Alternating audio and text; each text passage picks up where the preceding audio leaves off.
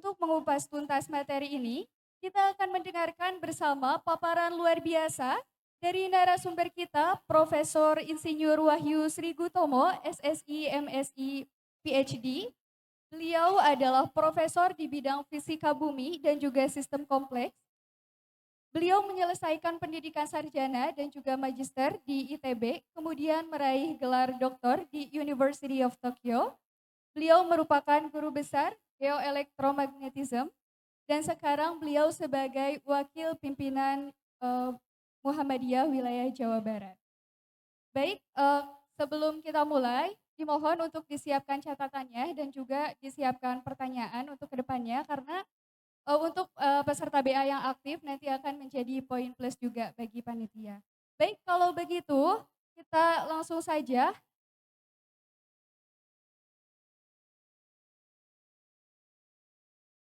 Mari kita sambut dengan tepuk tangan yang meriah pemateri kita yaitu Profesor Insinyur Wahyu Sri Gutomo, SSI, MSI, PhD.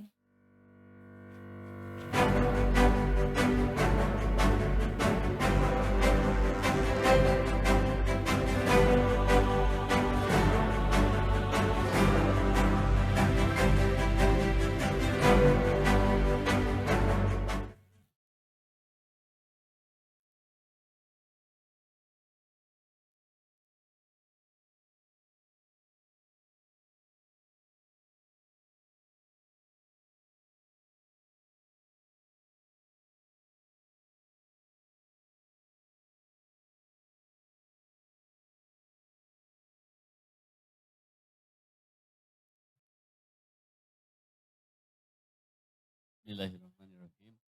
Assalamualaikum warahmatullahi wabarakatuh.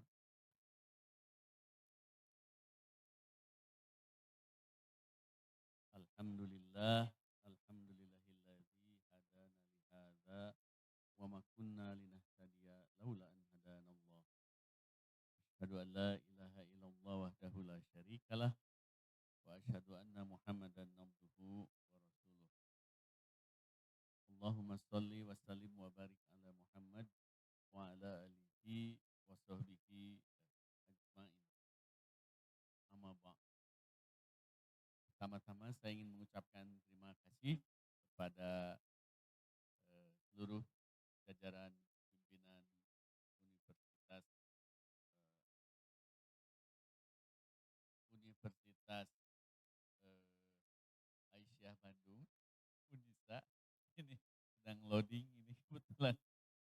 Kemudian juga tentu kepada semua jajaran rektorat, wakil rektor, dekanat, para sejawat kaprodi, para dosen, para tendik, dan tentu saja para saudara-saudara calon wisudawan ya yang akan diwisuda di hari di bulan Oktober nanti. Jadi acara ini dikaitkan dengan semacam pembekalan akhir kepada para calon purna studi. Jadi dikemas dalam bentuk Baitul Arqam. Berarti dulu pas masuk Baitul Arqam dasar ya. Kemudian sekarang Baitul Arqam purna studi ya untuk para calon wisudawan. Dan ya mohon maaf atas keterlambatan karena sebetulnya jadwalnya cukup ketat. Semoga dalam waktu yang tersisa kita masih dapat memanfaatkan dan mendapatkan materi secara optimal.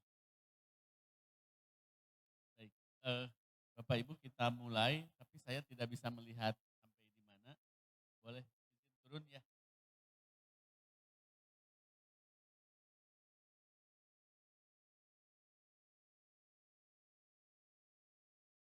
Oh ya, jadi terima kasih. Tadinya saya mengirim email dari WA saya ke sini dari HP, tapi belum tiba saja. Eh, baik, jadi eh, ya Islam berkemajuan dan tantangan zaman. Jadi eh, kalau kita di lingkungan Muhammadiyah, tentu Anda sangat mengenal istilah Islam berkemajuan. Sementara mungkin saudara-saudara kita yang lain di organisasi atau di eh, persyarikatan yang lain mungkin juga memiliki jargon-jargon yang lain. Misalkan teman-teman kita, saudara-saudara kita di di Nahdlatul Ulama di NU jargon yang sepadan dengan ini Islam apa? Oh, Anda memang hebat ya belajar terus sampai ini ya. Islam apa? Ada yang dengar?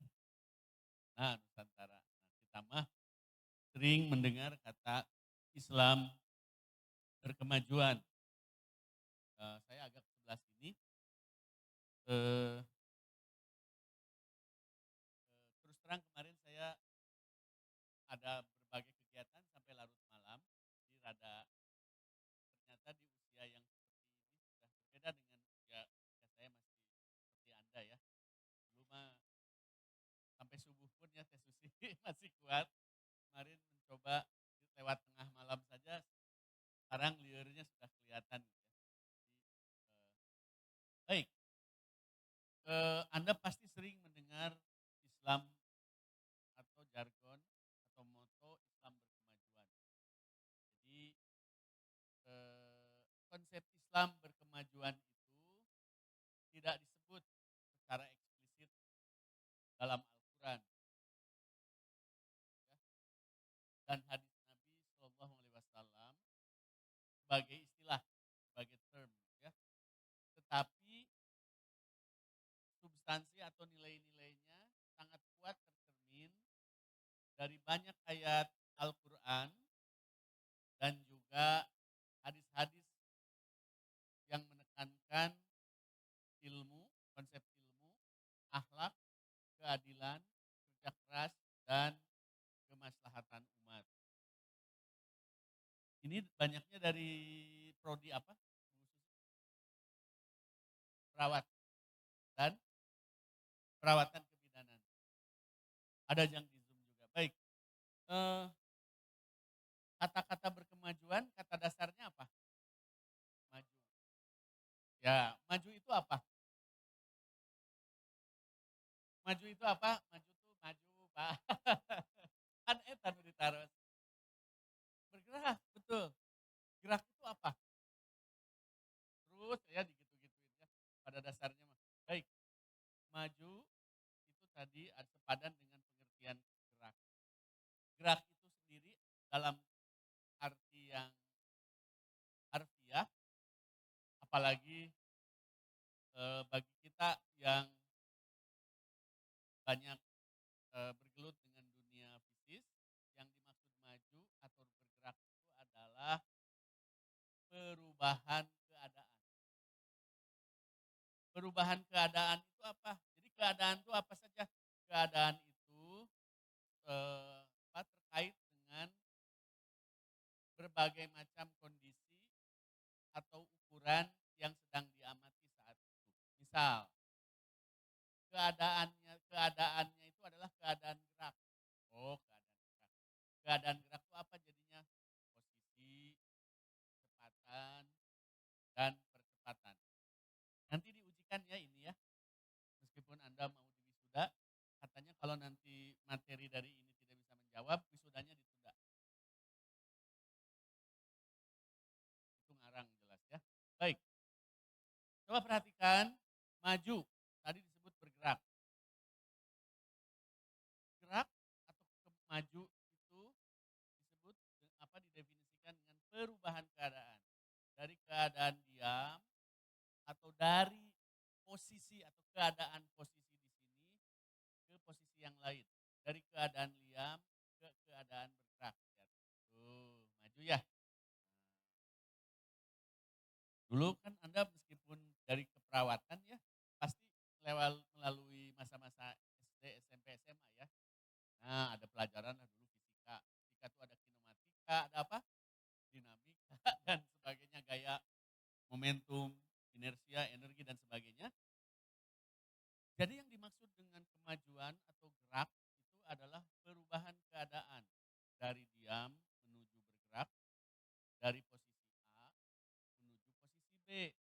ditandai dengan adanya perubahan kecepatan yang tadinya santai atau diam menjadi memiliki kecepatan.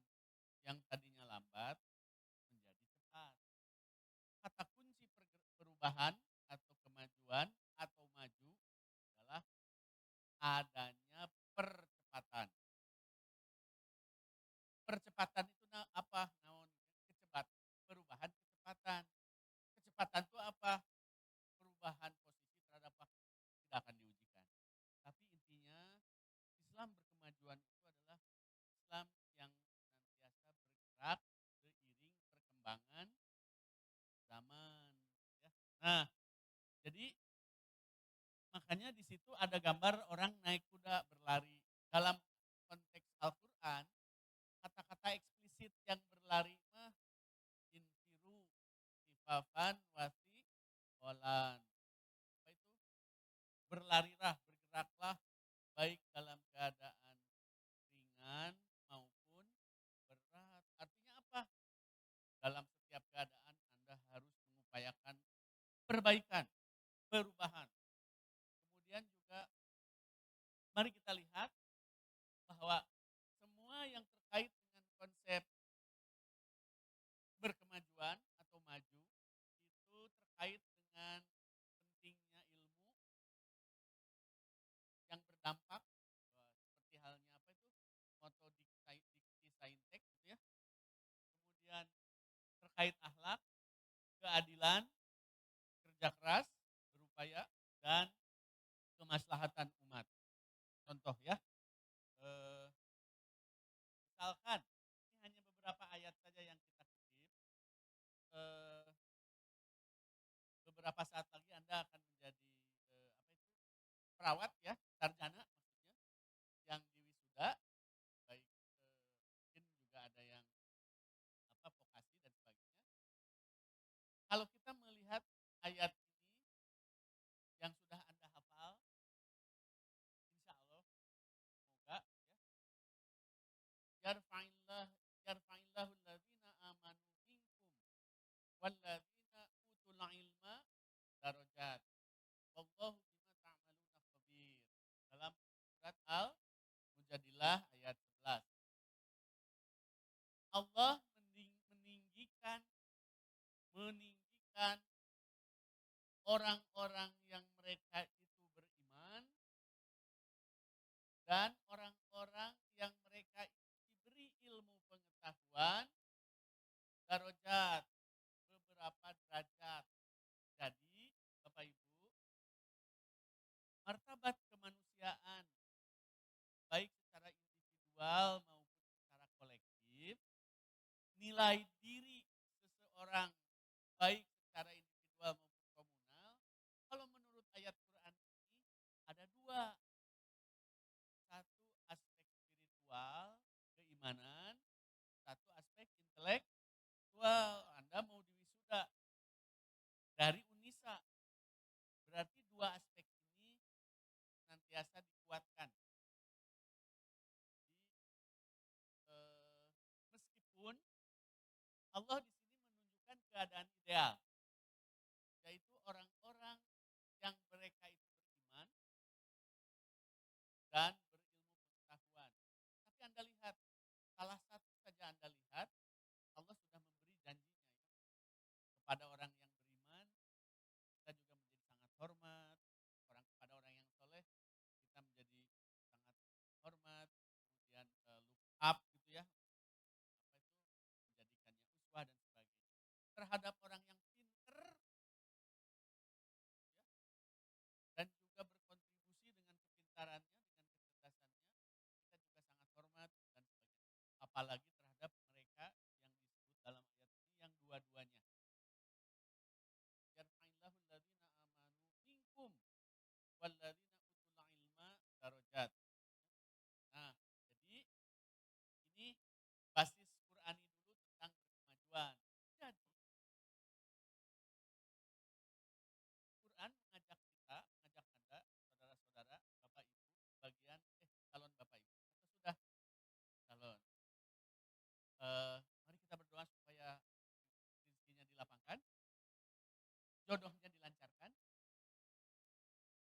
ayatnya digenapkan dan ketika tutup usia husnul khotimah. Ya.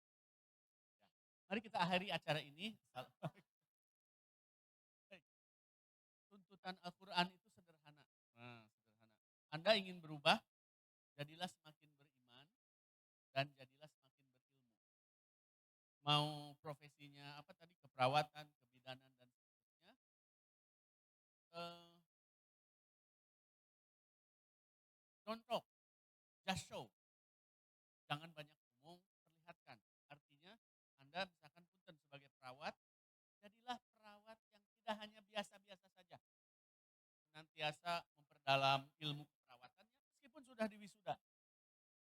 Memperbanyak pengalaman dengan berdiskusi dan belajar kepada orang yang lebih paham di lapangan.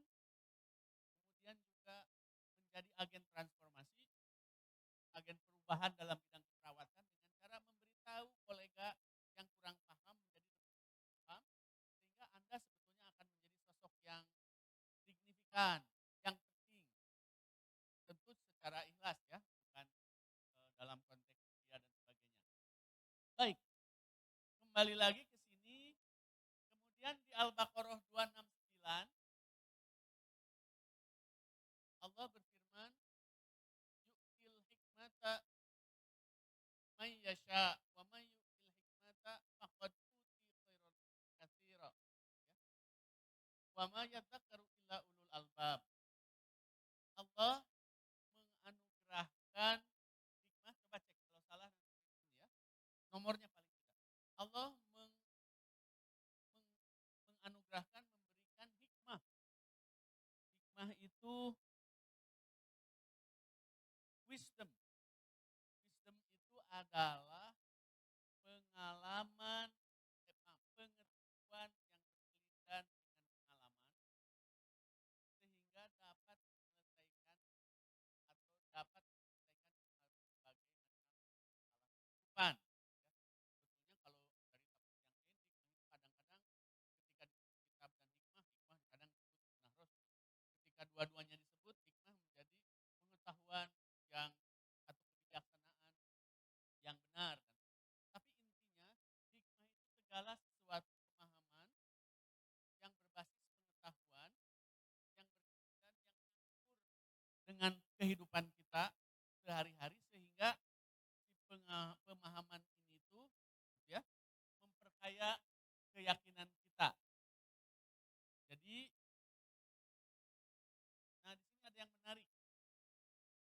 Ketika membahas masalah hikmah, pengetahuan yang lebih mengarah kepada pemahaman dan kebijaksanaan, ada kata-kata wama yadzakkaru ulul albab illa ulul albab, dan tiadalah mereka itu mengingat ya, eh, kecuali orang-orang yang memiliki albab, pintu-pintu atau memiliki pengetahuan ya.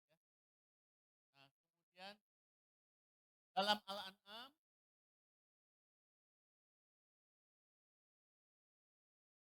wa itu lahum mastata'tum man quwwatin wa min ribat wa min robatil khayli tarhibuna bih adullah wa aduwakum. Jadi kalau ini mah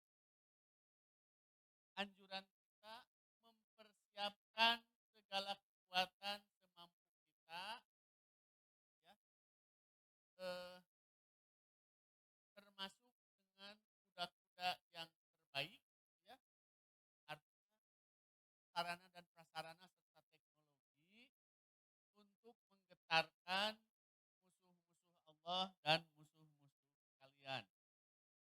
Jadi kita ingin menciptakan dunia yang sejahtera, yang aman, damai. Lihat Amerika, belanja negara untuk militernya sangat besar. Kemudian dengan kekuatan militernya dia menekan berbagai negara termasuk kita dan kekuatan ekonomi. Apakah kita disuruh berdiam? Sebetulnya kalau lihat Al-Quran, ujung-ujungnya adalah perkuat pertahanan nasional Indonesia dengan cara tadi itu tuh, dengan kekuatan mastatoktum, kekuatan semampu kamu artinya sebaik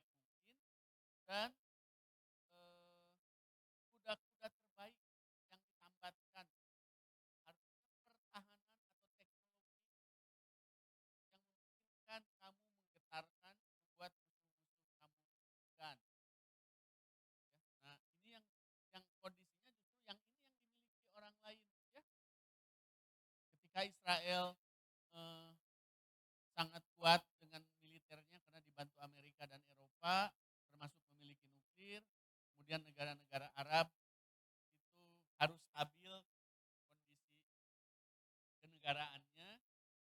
Stabil itu artinya tidak ada pemberontakan sehingga raja maupun presidennya aman. Mereka harus mengikuti cara Amerika, berlindung di Amerika. Anda bisa lihat juga Gaza diserang pun negara-negara Arab tidak berdaya. Indonesia yang jauh sedikit demi sedikit mencoba mastatoktum, kebisanya. Ya tentu berperang melawan langsung juga akan ada kompleksitas militer dan diplomasi. Tapi misalkan menerjunkan makanan, kemudian mendirikan rumah sakit Gaza yang sudah dibom juga, ya, dan seterusnya. Nah, jadi intinya adalah ilmu, akhlak, keadilan, kerja keras, kemaslahatan umat. Kemudian misalkan dalam ayat yang lain, Al-Isra, in ahsantum li anfusikum wa in asatum falaha. Jika engkau berbuat ihsan, maka hasil ihsan, hasil kebaikan itu akan untuk dirimu. Jika engkau berbuat jelek, maka hasilnya pun falaha bagi kamu juga. Gitu ya. Kalau engkau maju, kemajuan itu untukmu. Kalau engkau malas sehingga mundur, rasakan kemunduran itu. Itu juga demikian. Jadi sebetulnya meskipun Allah Maha segala sesuatu, kun fayakun, tapi yang diajarkan kepada kita mah apa? Menghargai proses dan sebab akibat. Oleh karena itu, perjuangan itu menjadi penting.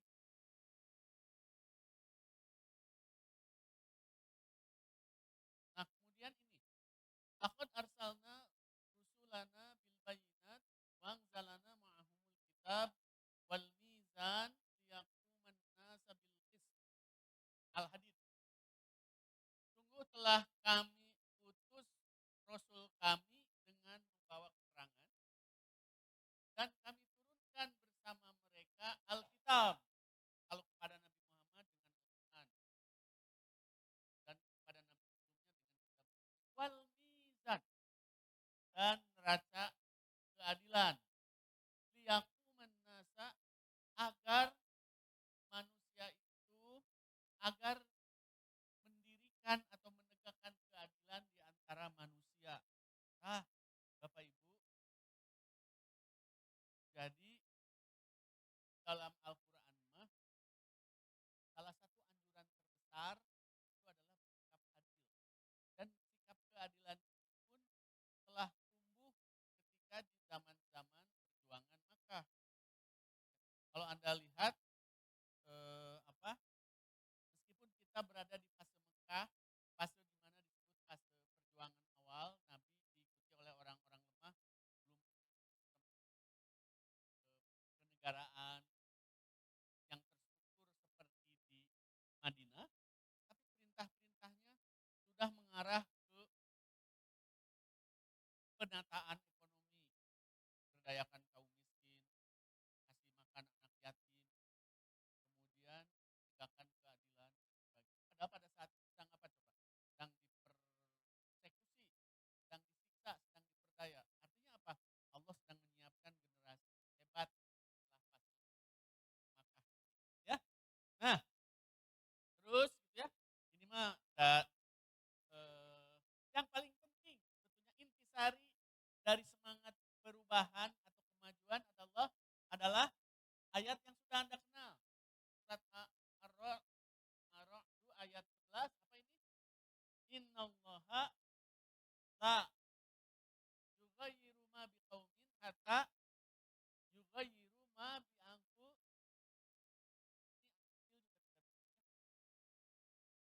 Nah, maksudnya adalah ini intisari perubahan untuk kemajuan. Kalau Anda tidak mau maju, kamu tidak akan maju. Dan beberapa ayat hadis Nabi yang bersinambung, misalkan ini saja salah satu. Innallaha yuhibbu idza amila ahadukum amalan ayyutqinah. Sesungguhnya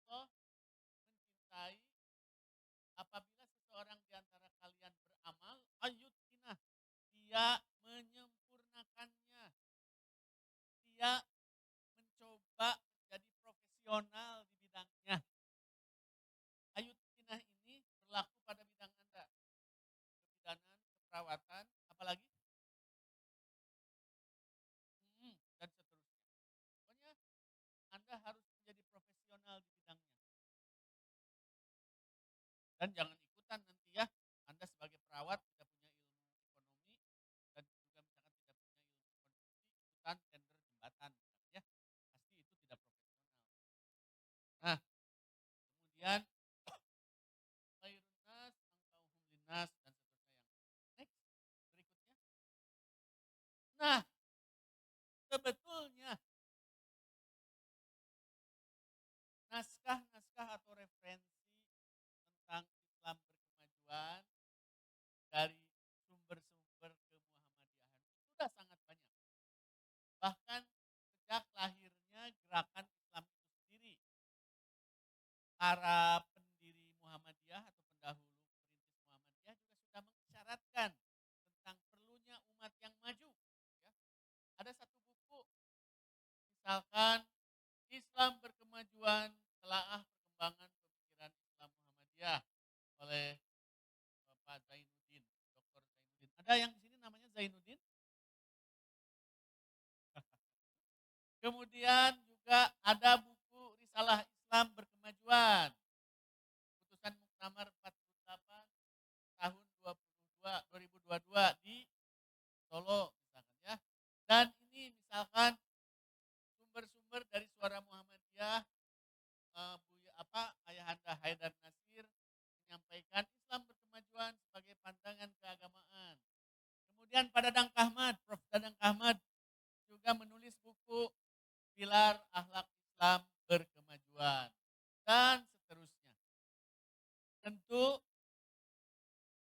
dugaan saya dalam Anda berproses menyelesaikan studi Anda di Unisa ini pasti mulai dari awal ketika dulu masuk hingga sekarang akan berakhir, Anda sudah berkenalan atau mengenal konsep atau istilah Islam berkemajuan. Tetapi sebagai pengingat kembali, mari kita simpulkan eh, dari beberapa referensi ini. Next. Nah, ini sebagai contoh beberapa orang. eh, Akang siapa namanya? Punten. Ya, Kang Miftah. Kang Miftah. Nah nanti di sini boleh ditambahkan Miftah. Miftah siapa? Miftah Abdul Aziz. Miftah Abdul Aziz. Konsep utama tentang Islam berkemajuan itu apa? Makna Islam berkemajuan dalam bentuk definisi lengkapnya apa? Boleh ditulis ya. Sumbernya Miftah Abdul Aziz. Ketika ngalamun ya. Nah, baik.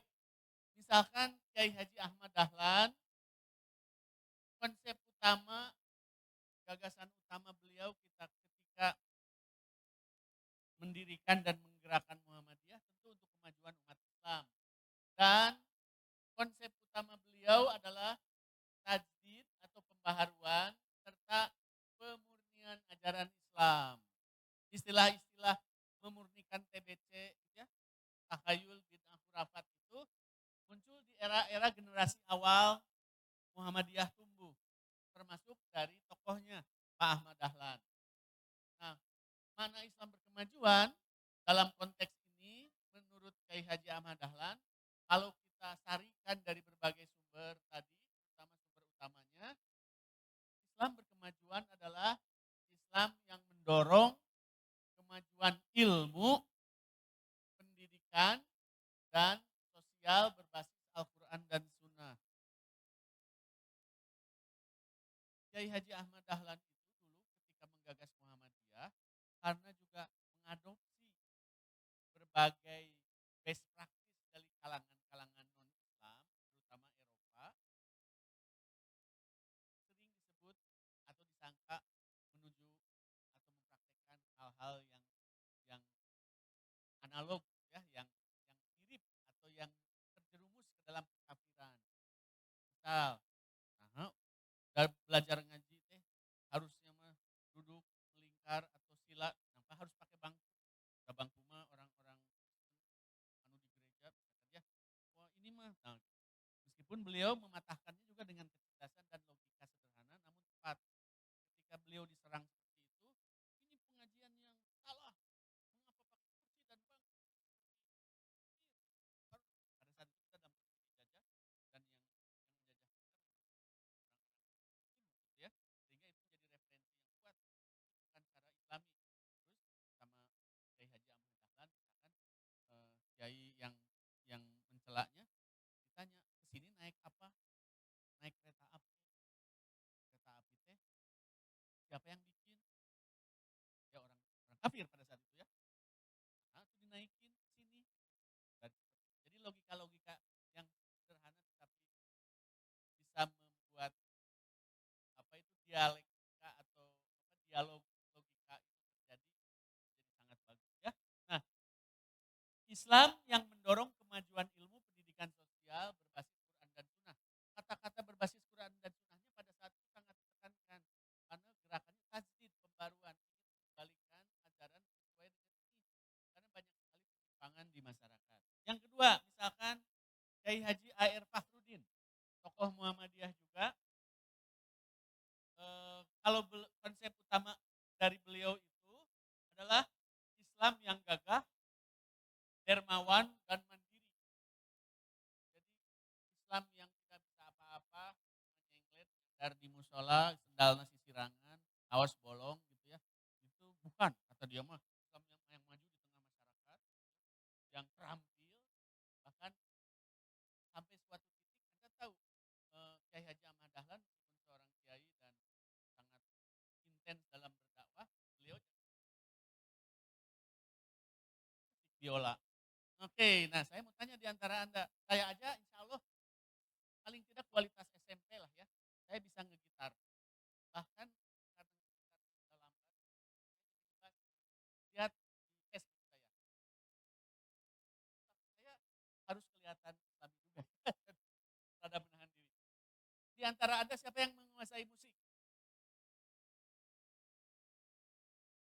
Siapa yang bisa gitar? Oh, syukur. Anu tiasa keyboard atau piano?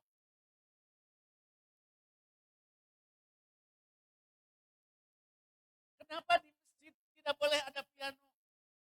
Pak, jangan piano, jangankan piano, sendal aja hilang. Enggak, just kidding. Maksud saya adalah itu yang dimaksud Islam yang gagah, hadir, dermawan dan mandiri. Yang memang ya jangan bulat. Nah, maknanya adalah Islam yang kuat.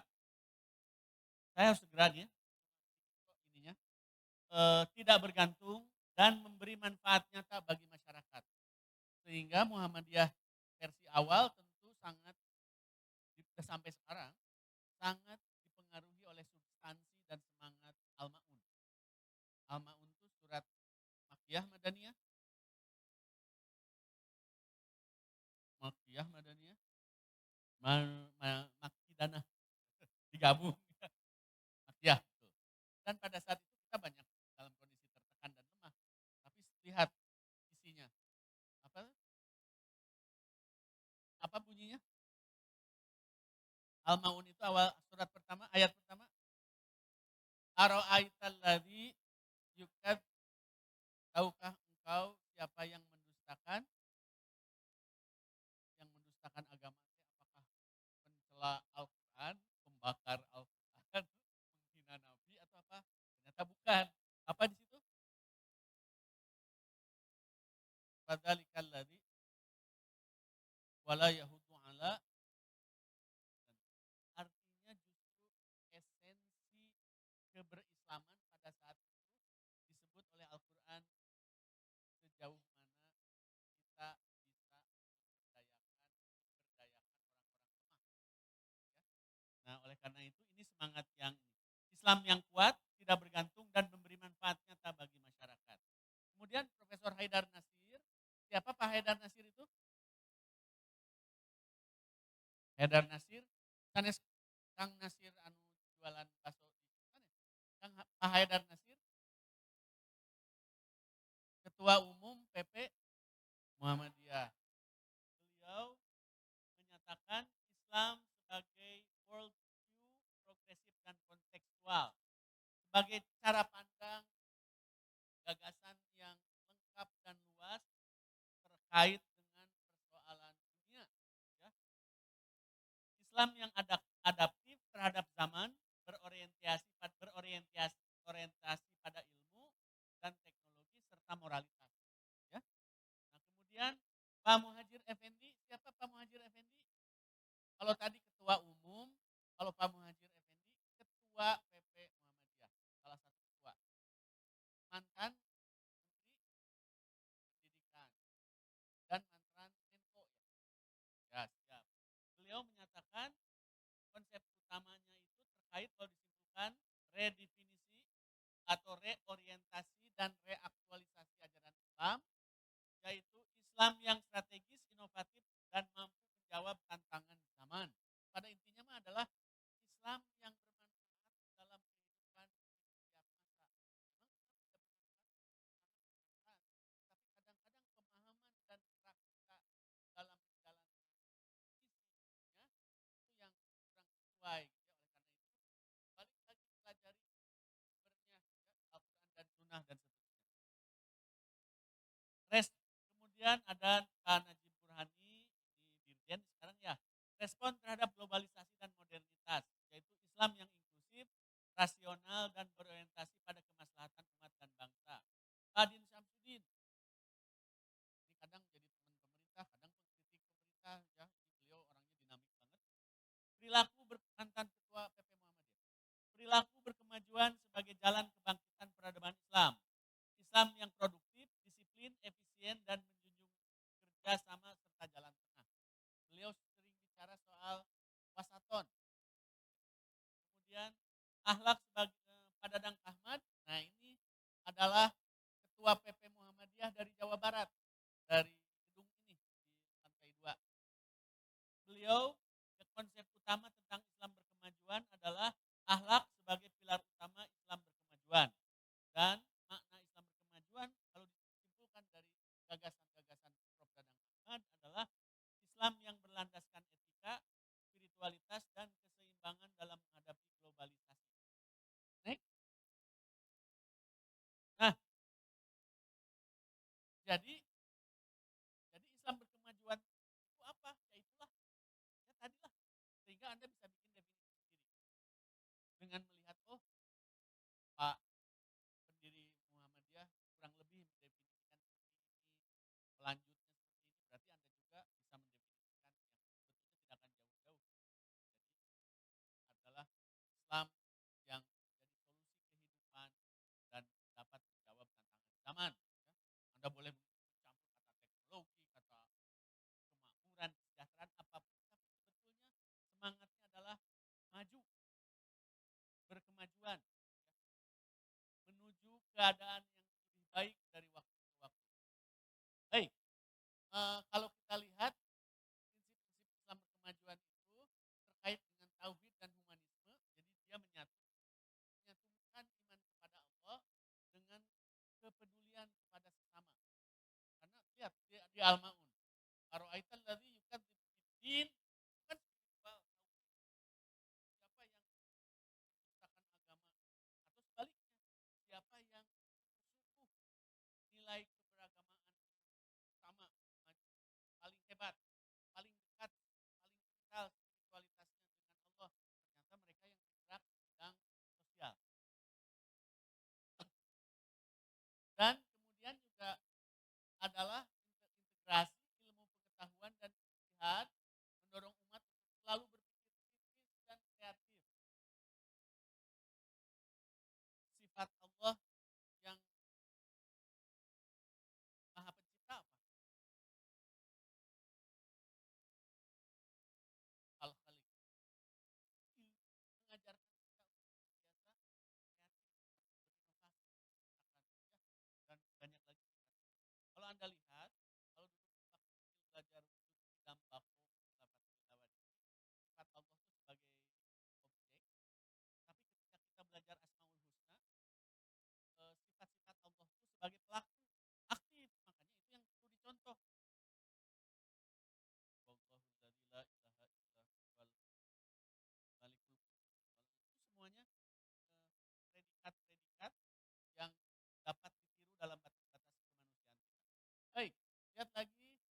keadilan sosial dan kesejahteraan, mencari solusi bagi perkembangan ekonomi dan sosial. Dalam salah satu hadis, Rasulullah pernah menang dulu waktu aku muda, pernah ikutan demo. Demonya tidak merusak. Demo itu menyatakan gagasan inti sambil mengoreksi perilaku ketidakadilan pada pelakunya. Biasanya pelaku itu orang besar, orang yang berpengaruh, tapi tidak sambil merusak pagar, bahkan membawa jamnya Pak Sahroni.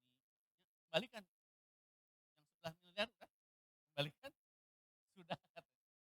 Dan seterusnya. Nah, Rasulullah pernah mengenang dulu waktu aku muda, belum diangkat jadi nabi, pernah turut serta dalam al-habsul dalam demo keadilan, yaitu ketika eh, pedagang lemah dari yang datang ke Mekah diperlakukan tidak adil oleh tokoh Mekah. Nah, kemudian mereka mengadukan kepada orang-orang yang empati dan punya sertifikat sosial, Abdillah dan Nabi muda ikut di sana. Dan beliau mengatakan, sungguh jika peristiwa itu berulang, aku pun akan mengikutinya lagi. Jadi artinya dalam konteks ingin merubah keadaan dengan berbagai cara, Rasulullah itu aktif ya, dan dan asal tidak merusak dan jangan sampai ditunggangi ya. Itulah pesan-pesan Ring. Kemudian moderasi dan toleransi, menghindari sikap ekstrim kanan maupun kiri, yaitu wasatiyah, moderat. Wa kadzalika ja'alnakum ummatan wasata liyakuna rasulan syahidan alaikum wa ya, apa ini wa takunu syuhadahu 'alan nas. Dan demikianlah kami jadikan kamu umatan yang wasit, yang pertengahan, yang moderat, tidak kasar, tapi tidak lembut, tidak tidak sangat halus, ya, tapi tidak juga sangat ekstrim sosialis, pertengahan saja, keadilan tegakkan, kemaslahatan, ya. Nah, sehingga Rasul bersaksi atas kalian dan kalian juga jadi saksi atas orang-orang. Ya. Nah, sekarang sedikit sebelum berakhir tentang tantangan zamannya. Jadi kita sudah tahu globalisasi dan modernitas, krisis identitas budaya dan keagamaan, kita sudah sangat melihat di mana eh, sudah mah orang tidak banyak tidak paham agama, agama itu sudah luntur juga ya, sehingga berdapatkan desakan yang sangat rendah.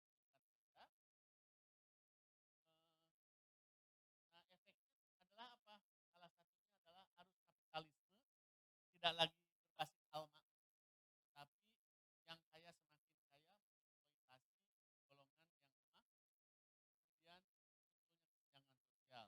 Kemudian ini yang harus Anda hati-hati, Bapak Ibu sekalian, revolusi teknologi termasuk AI ini akan mempengaruhi profesi Anda.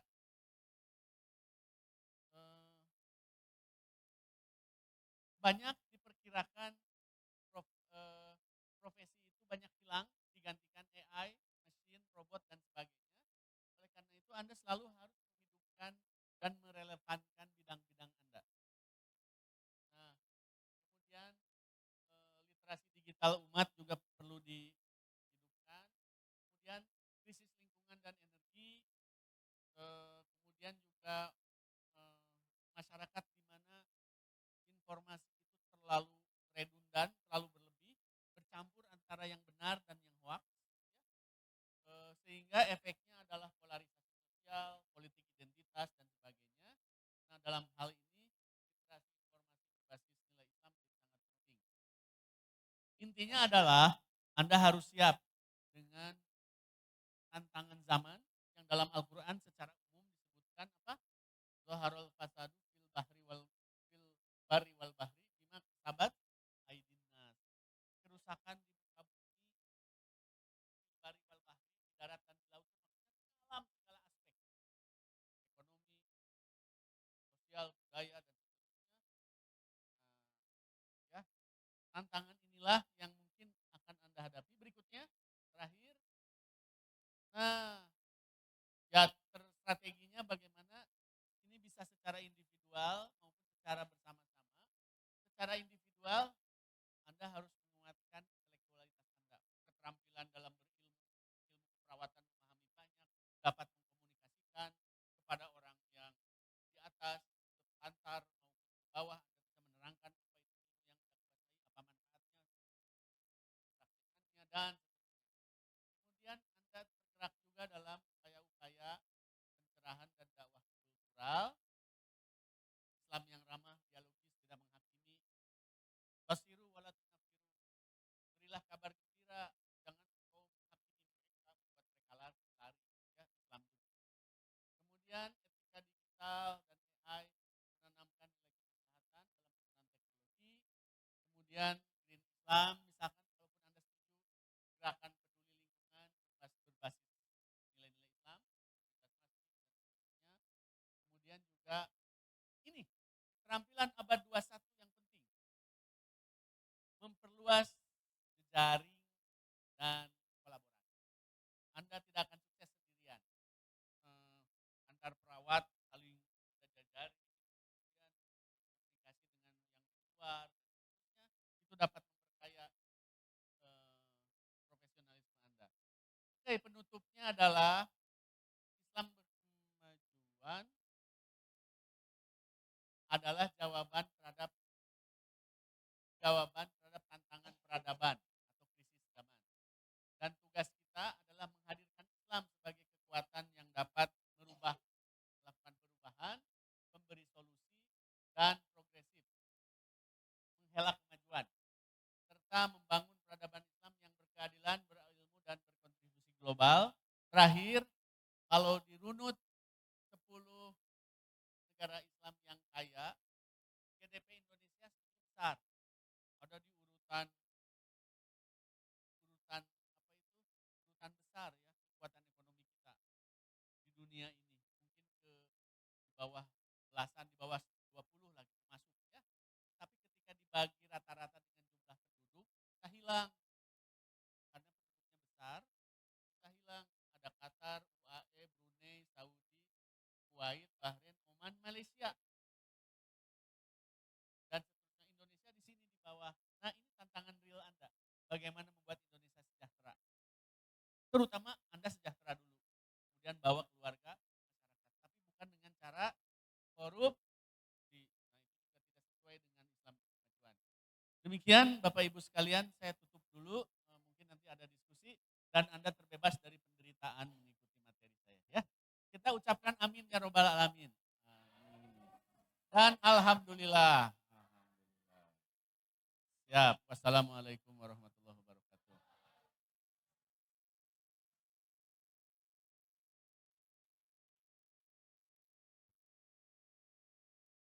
Alhamdulillahirrabbilalamin. Terima kasih kepada Profesor Wahyu atas pemaparan yang begitu inspiratif dan penuh maknanya. Selanjutnya kita buka sesi diskusi ya Pak dan juga tanya jawab. Kepada akang teteh sekalian yang mau bertanya silahkan untuk angkat tangan kemudian menyebutkan nama dan juga program studinya. Mangga akang teteh ada yang mau bertanya?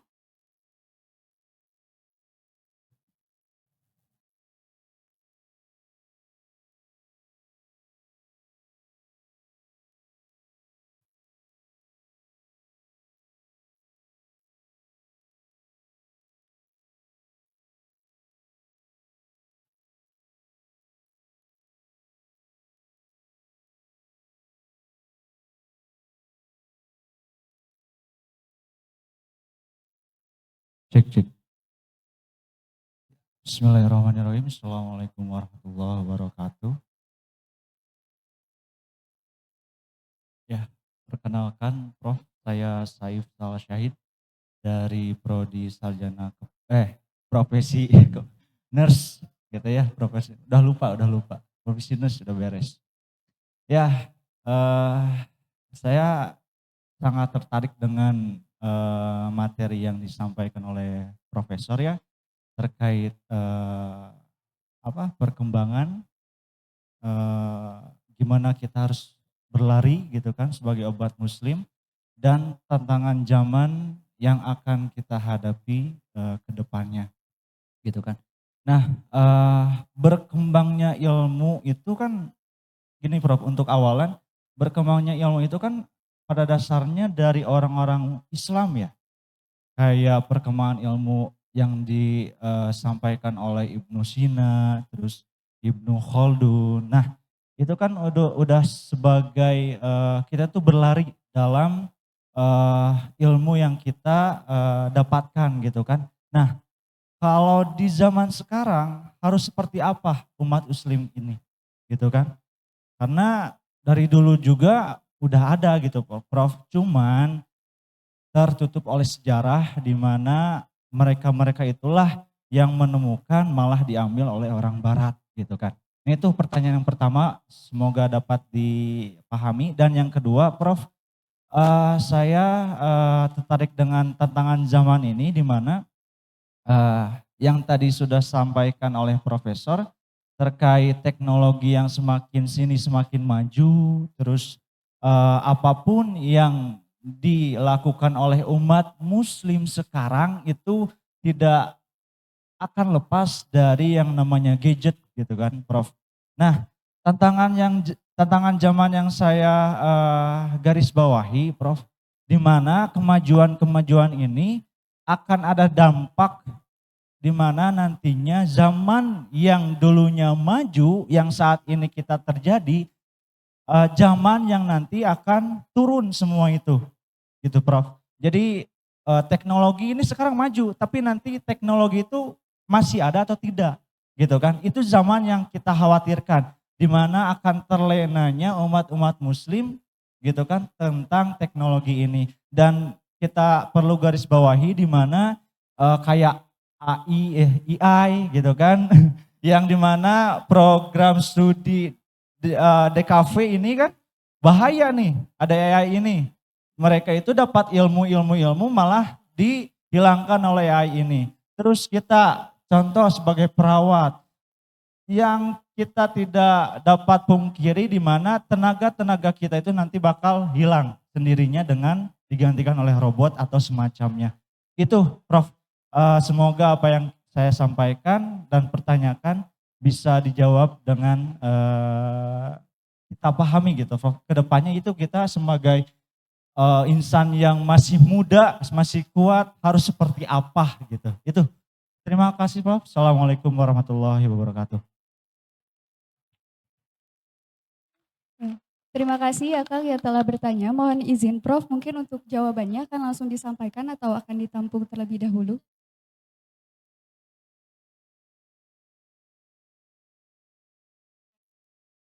Baik, Akal Teteh, barangkali ada yang mau bertanya lagi, mangga diperkenankan. Kemudian bagi hadirin yang ikut melalui Zoom juga diperkenankan untuk bertanya. Boleh, mangga silakan Teh.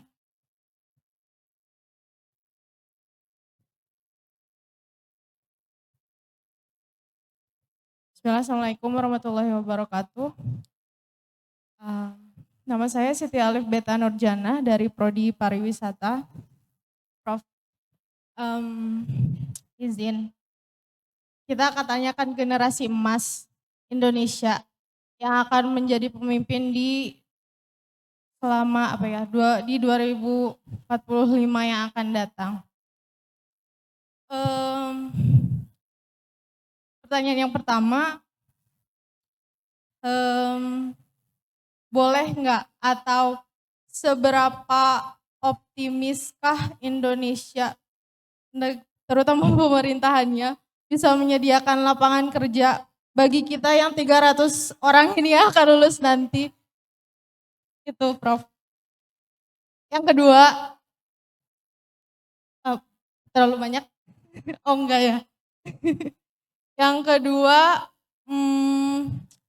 menurut RPJPN di 2024 katanya nanti akan tersedia lapangan kerja yang sangat cukup. Nah, yang sangat cukup itu ukurannya berapa gitu. Soalnya yang kita rasain ketika keluar dari universitas ini mencari kerja tidak semudah itu gitu. Kadang kita malah lintas jalur gitu Prof. Terima kasih sebelumnya. Assalamualaikum warahmatullahi wabarakatuh. Baik, terima kasih atas pertanyaannya. Mungkin untuk satu pertanyaan lagi, ada yang mau bertanya atau didiskusikan?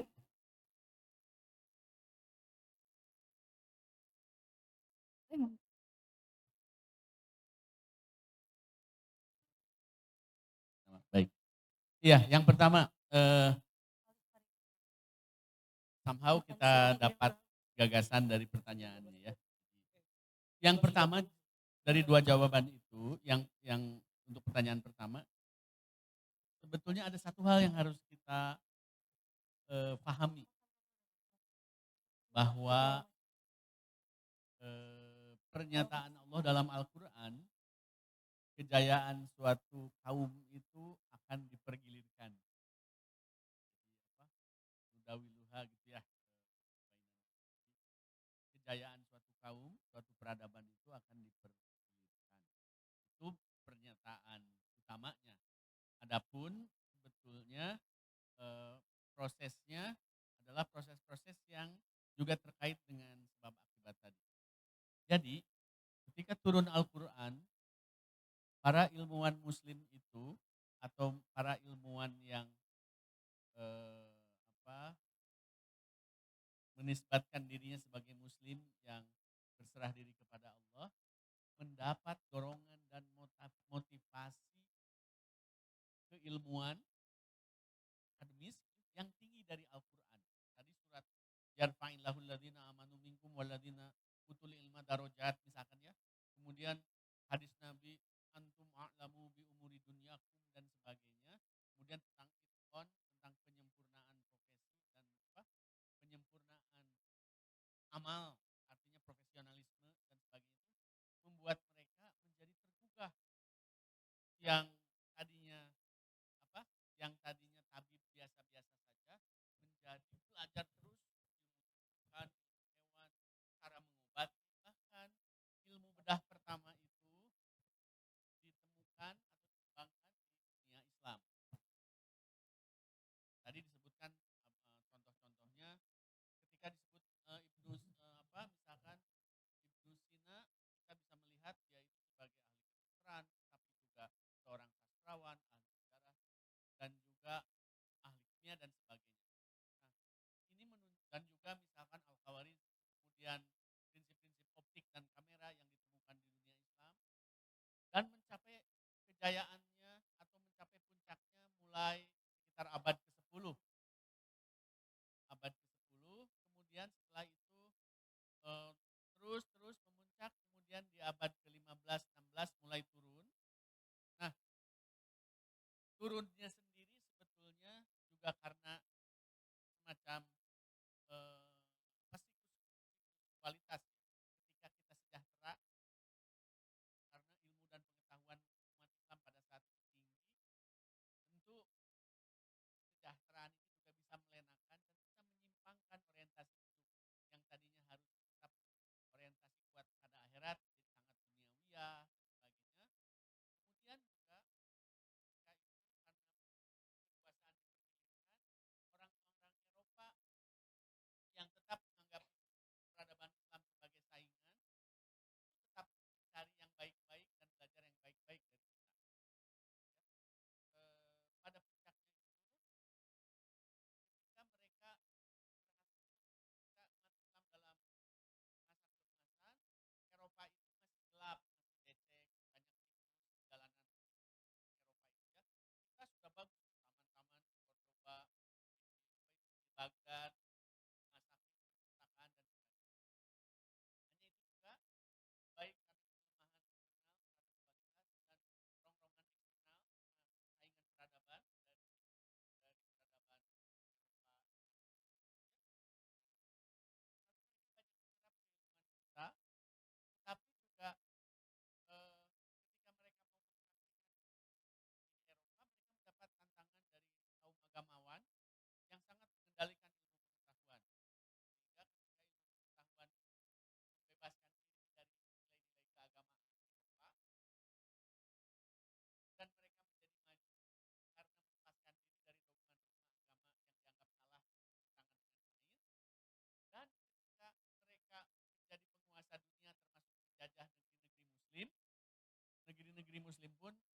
menjadi objek dari sistem mereka yang memisahkan agama dan ilmu, ya.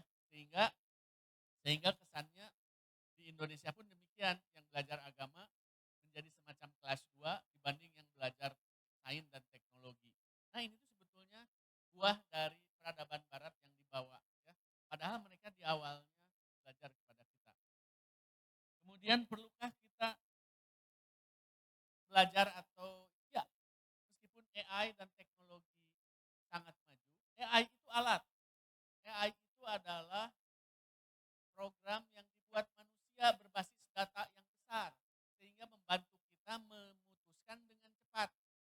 Nah, masalahnya kalau kita menyerahkan segalanya terhadap AI padahal di awal kita yang membuat programnya, ya, maka kalau kita selesai belajar maka kita akan bergantung pada AI, padahal anugerah tertinggi dari Allah itu adalah critical thinking, kemampuan berpikir kita dan kemampuan kita menghayati persoalan secara integratif, multidisiplin.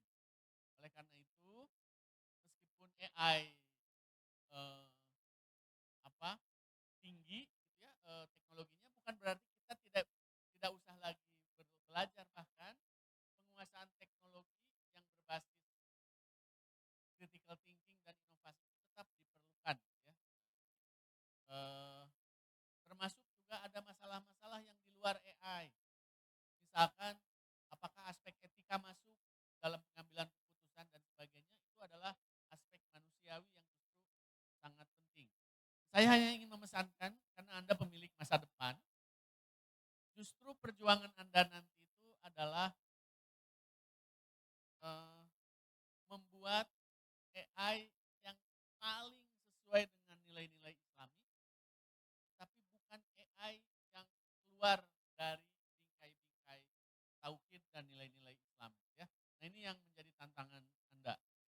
Sehingga kalau tidak bersendikan nilai-nilai ilahiyah yang yang kebenarannya tinggi gitu ya, maka AI itu sendiri di suatu saat akan menimbulkan konflik, ya, meskipun sekarang pun sudah sebetulnya. Dan mencegah kemampuan kita memutuskan itu diganti oleh AI. Sebetulnya film-film Terminator dan sebagainya itu adalah cerminan kita. Kekhawatiran masa depan, kita menciptakan teknologi tapi tidak bisa mengendalikannya. Itu bahaya. Nah, oleh karena itu tentu tetap kita harus belajar teknologi dalam konteks teknologi yang bermartabat dan bermaslahat. Itu yang pertama. Yang kedua, tenang Pak Presiden, calon presiden. Nanti kalau kita jadi presiden, ada 19 juta lapangan pekerjaan. Itu mah waktu kampanye di 2024 ya. Kenyataannya total lapangan pekerjaan yang dibutuhkan tetap jutaan, tapi misalkan industri manufaktur perlu 700 ribu, industri pertanian masih 900 ribuan dan sebagainya.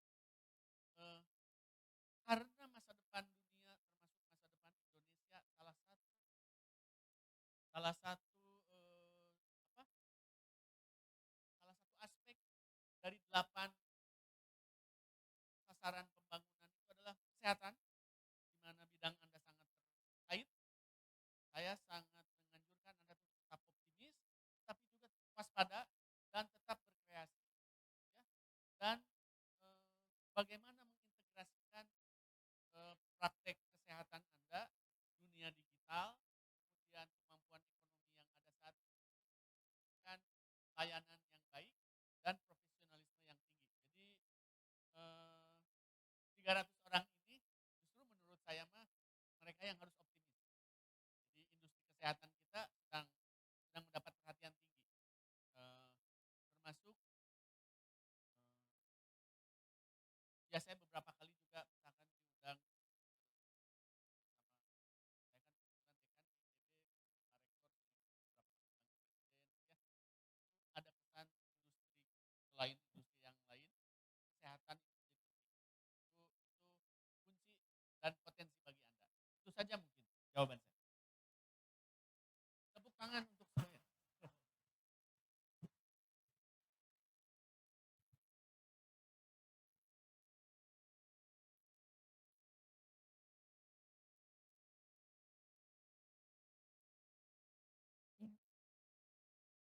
Baik, hadirin semuanya, karena keterbatasan waktu, maka sesi diskusi pada pematerian kali ini harus kita akhiri. Sebelumnya saya ucapkan terima kasih kepada para hadirin yang telah berpartisipasi.